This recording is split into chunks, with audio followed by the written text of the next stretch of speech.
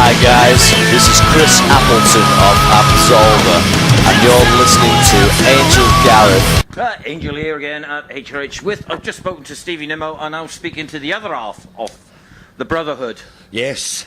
Alan. Yes. Vocals, sounding good? Well, you lot can tell me soon. But yeah, getting there. Every day's a new day, and as long as I just keep looking after it and taking it easy, and I'm afraid all my partying days are over. Again. Again.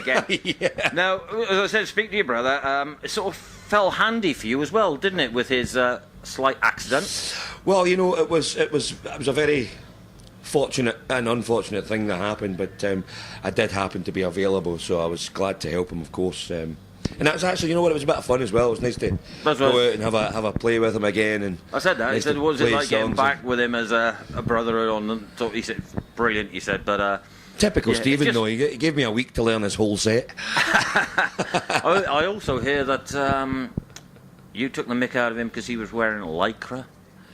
He was wearing lycra. Lycra because of his. I don't. If he got lycra and I want to see it again, I don't know where that happened. But I don't know. You were saying about that, but he also said that he come round to yours and shouted at you for singing too early.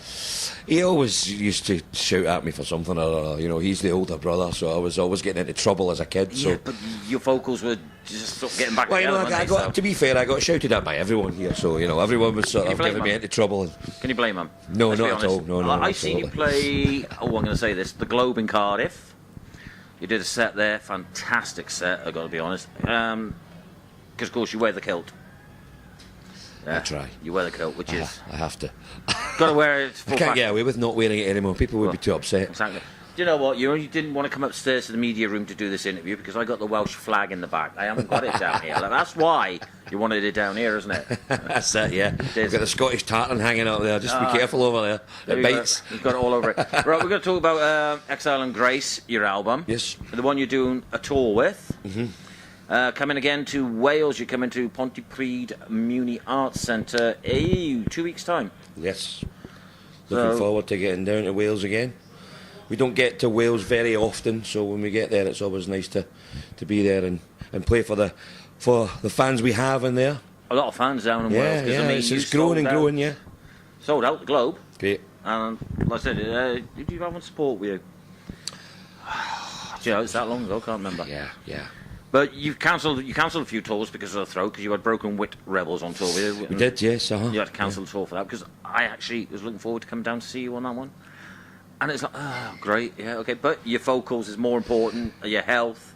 Health comes first, and there's no sense in trying to, as I had to learn the hard way, there's no sense in trying to come back and when you're not ready to do so, and because it only leads to further problems, and which doesn't help. And problems end up stacking on top of other problems because of these kind of things. So we wanted to just take a break and do it right, and come back when it was ready. Okay to do so. And you're feeling fit and healthy on it? Yeah, and it's as I say, it's a whole lot better, and I'm feeling a lot stronger. You know, it's just one of those things you have to kind of reteach yourself again. You know, relearn everything again, and you know, and try and avoid it all happening again because of maybe the technique that I was using for singing all these years, and which is okay when you're young, but you know, when changes, everything catches up with you in the end, you know. So everything catches up with you, yeah. Now, saying all this, you went on with your brother. Did he pay you for doing that set? I would like to say that he did. But see, you could have had it work the other way. When your vocals, like I said, you could have had him come and sing for you and carried on doing the tour. Believe me, it was in the plan. Yeah. And yes, it was there, but at that point, you know, things weren't happening, things weren't available, and there is a dilemma to be had. You know, it's not as simple anymore as to just replace me from King. So it's and he's probably the only one I would trust to do the job. But when we were out on the road in January, we did have him sort of standing backstage, just in case. So ended up just being a bit of a roadie, but with a broken arm. Yeah, carry that big Marshall amp in. So, but you're out there now, you're doing a tour, the tour is basically started. This is what, the second or third night of it? Yeah, pretty much, yeah. Going up to, like I said, it's Fortnight Friday down in Pontypridd there for all the Welsh fans. Basically, you're everywhere with it. Yeah, we're back up to Scotland after this. We're for a couple of shows up there, and then we're doing a session for a TV show up there as well, and then we head sort of out. You're going to get another album out? We will do, yeah. Just let us get this one toured first. Because you've had time to write one, haven't you? Come on. Oh yeah, I mean, there's there's a lot of new songs sitting there, so but we'll everything So time you've been off precisely timed, and then you've had the time to write new material ready for it. What about these guys though? Do they suddenly go, oh, just take it easy, just don't contact us, they relax? These lads just love being around me. That's just basically what it is. You pay their wages. You pay the wages. That's why. They're worth every single penny. Every penny. Well, not much then. It's like having your family on the roadway. You have to have the right team behind you and alongside you. So, and it's been great having the lads here because they're very supportive as well. So these guys have been with you all the way through the start of King. Well, I mean, it's been a bit of it's almost like one of those Whitesnake family trees, But us three here have been together the longest time, and we've all known one another for a million years as well. And actually, Jonny, the new keyboard player, was actually one of the early original keyboard players in King when we first started. So it was nice to have him come back. So this is King Mark. I've given up on counting the numbers, but back to the start. We've gone full circle, but it's working. But yeah, absolutely, and it's like I say, you've got to have the right chemistry and the right team around you. And you enjoy getting on stage. Like I said, seeing you in the Globe, and you just on that stage, you just thoroughly enjoy it. Yeah, of course. Like I say, it's the music and the passion for it drives me, and when you're on stage with a bunch of lads who are like-minded and everyone gets on great, and we're doing our own thing, and it's like it's like a force, to be reckoned with. Got to be done. The album, like I said, is Exile Grace, and the tracks on it. How did you manage to pick all the songs? Is there a special meaning behind every single one of them? I mean, everything that lyrically I write is something to do with life and things like that. So I find it very, very difficult to, especially with lyrics are concerned, I find it very difficult to write falsely and make it. Sometimes you have to, sometimes you can use your imagination and make up stories, but a lot of the time, mostly it's just you're just writing about your life and what's happening, or what's happened or before, or you can dig into the past or the present or whatever, and pull it out there. And as long as it comes across, as long as I know that I'm being genuine about it and honest about it, then that's okay for me, and it usually comes across. So. Well, it does. No, it's not the only one, because of course they can go to the webpage, which is kingking.co.uk, and they can find. It's close. Got it right for once. Hey! But they can also get the live album you done. Yes, live album and all the other stuff. The live album comes with a DVD as well. We've got the Reaching for the Light album, Standing in the Shadows, Take My Hand, which was the first album. It's all there. Singles from the album. The vinyl records are there. They have another track on the vinyl records for this album. There's an extra track. We did a very risky cover of a Whitesnake song, which actually turned out very, very well. I really liked it in the end. and the only place I can get it is on the vinyl. That's on the vinyl, yes. So that's one people have got to get if they want to hear it. Of course, yes.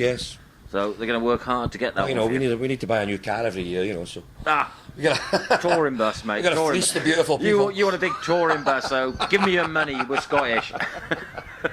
So what you're going to be doing after, like I said, is after this tour, you're going to be relaxing. No, getting in the studio. Heavens, no.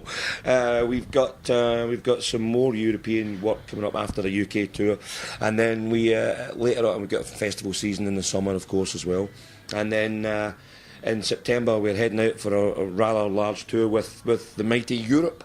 Oh. So, which... that's a strange blend there, isn't it? Europe, which you rock.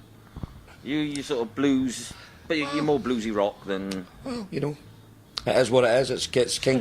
Good mix, that and hopefully that's... people will understand what we do and relate to it and get it. But, we start off in Ireland with those lads, and then we go out and do a UK run. And we get to play at the Albert Hall, which is a great one. Wow. And then we go out to Europe to do some more shows, and we finish up in Madrid.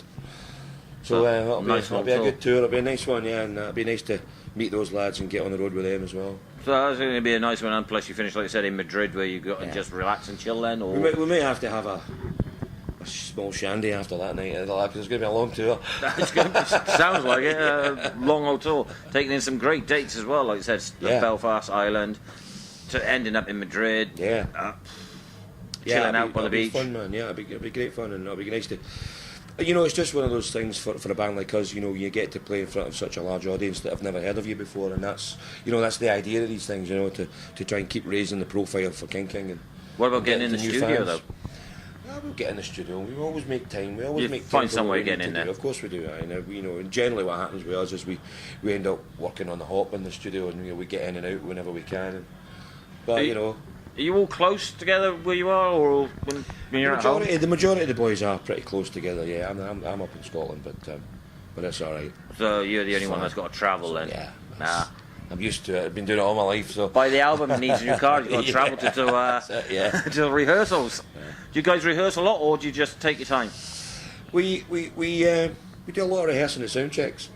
It's the easiest way of doing it. No, what we tend to do is we tend to have sessions where we go in and we rehearse things, or we rehearse a tour set before we go on the road, or things like that. Or if we've got songs to write and complete and arrange, then we'll get in and we'll do that, and before we record stuff. And we always make the time to get it done. So everyone thinks that you're kept in a cupboard before you get wheeled out onto the stage, and that's like they see you on stage and that's it, and you do nothing else for the rest of your life. And trust me, folks, it's a busy life. This is a cupboard. This is a cupboard. I don't look like this for nothing. I'm only 17. Hard life, see, Glasgow lad, hard life. But you're going to be out there touring as well. Like I said, they're coming to Pontypridd Muni Arts Centre, 4th of May, which is going to be blind. I'll take your word for that. It's a beautiful, beautiful venue. If you've never been there, looking forward to it. Yeah. And the rest of the tour all over the UK. Go check them out on kingking.com. kingking.co.uk. Yeah, you got it right again then. Got it right. That's twice. Right. That's it. That's it. Somebody's buying me a cake. And King, it's been a pleasure, mate, chatting to you face to face. Hi guys, this is Chris Appleton of Absolver, and you're listening to Angel Gareth on